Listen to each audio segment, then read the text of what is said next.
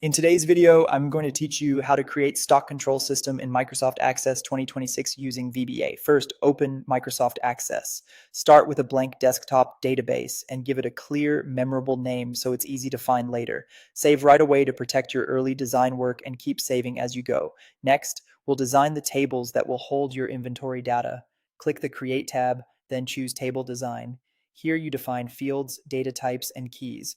Begin with a products table. Add a primary key such as product ID set to auto number, then fields like SKU or code, product name, category, unit price, reorder level, and an optional supplier ID to link back to suppliers. Keep data types strict, use required invalidation rules to prevent bad data, and add short descriptive field names.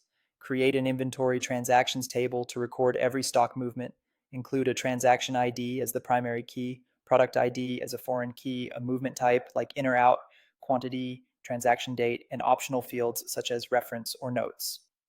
Avoid storing a running balance here. You'll calculate it from transactions so the data stays consistent and auditable. Now add a suppliers table with supplier ID as the primary key, plus company name, contact details, and any terms you track. After creating the three tables, save each one and make sure your foreign keys line up with primary keys so product ID and supplier ID values always match valid records. With the structure in place, build the user interface. On the Create tab, use the Form Wizard or switch to Design View to craft friendly, consistent forms.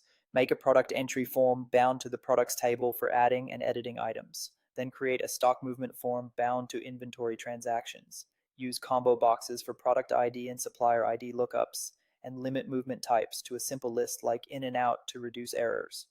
Consider tab order and labels so users can work quickly and accurately. In the stock movement form, open the Visual Basic Editor from the Database Tools tab.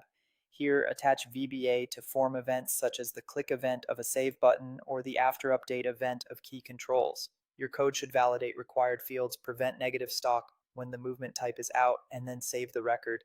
You can also trigger a recalculation of on-hand stock by summing transactions for that product and display the result on the form to give users instant feedback. Finally, create queries and reports. Build a current stock query that totals in minus out per product, a reorder report filtering items below their reorder levels, and a transaction history report with date filters. Format these clearly, add parameters or date pickers for flexibility, and you've got a practical stock control system ready to use.